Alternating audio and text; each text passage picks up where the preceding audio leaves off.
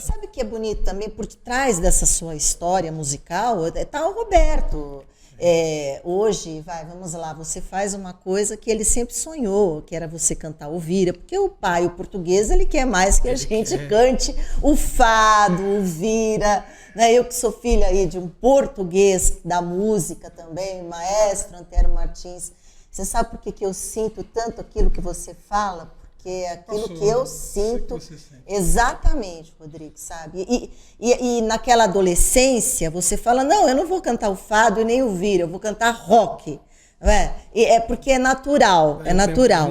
O tempo vira e aí você, hoje, você faz isso com a maior naturalidade possível, que é cantar as músicas do seu pai. Mas fala um pouco dessa trajetória, né, do Rodrigo Leal como roqueiro. Qual foi a sua maior inspiração para o rock? Olha, eu ouvia os velhos clássicos de sempre.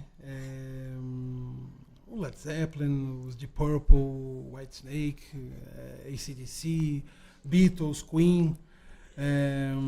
Mas, acima de tudo, teve uma banda que até hoje, eu sou fã dessa banda até hoje, e os Noids foi um projeto que teve muito desse cariz, que é o Kiss, por causa das máscaras e tudo aquele enredo, todo ele místico de quem são os personagens, aquilo me cativava muito quando eu era novo, eu absorvi essa banda quando eu era garoto, e hoje ela se faz presente.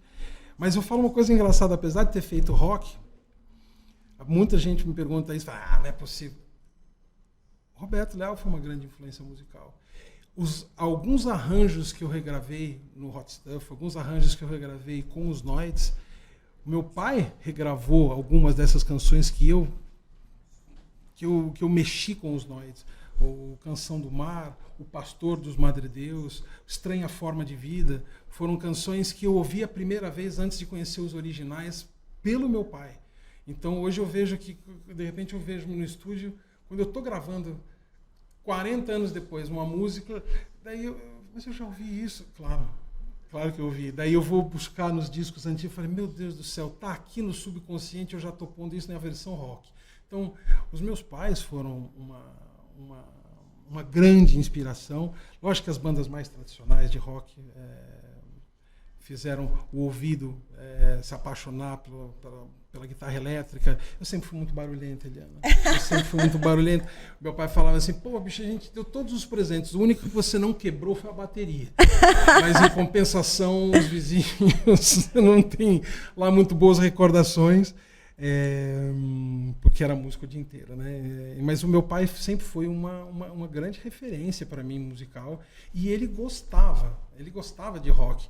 O meu pai, é engraçado que as pessoas achavam, o Roberto só deve escutar fado e música tradicional. Nada.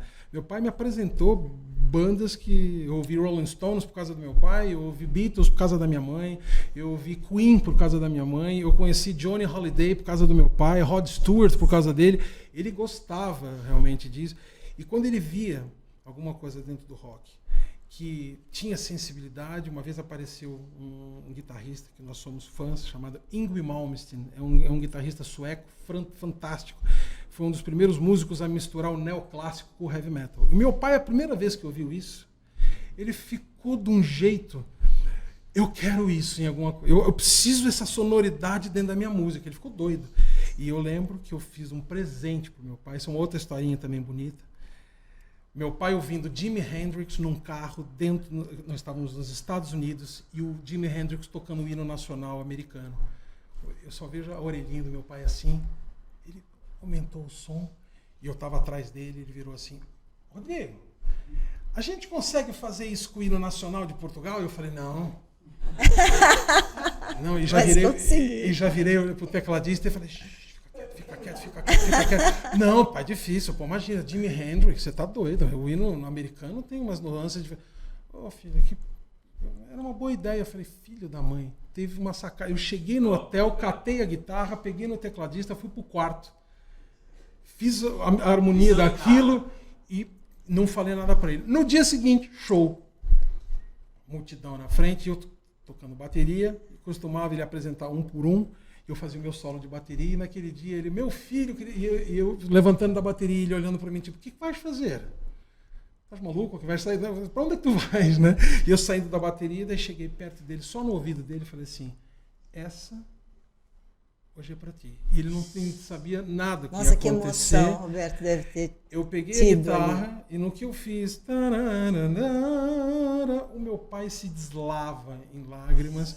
Quem estava lá se deslava em e hoje, isso foi em 1992. Não há um espetáculo que a gente termina nas comunidades ou em Portugal que a gente não acabe com o hino nacional, antes do Minha Gente. Mas era o hino nacional em que a gente consegue fazer com que as pessoas ponham a mão no peito e cantem o hino nacional com orgulho. Foi maravilhoso. Olha isso. só. Quer mais influência do que essa do Sr. Roberto Leal?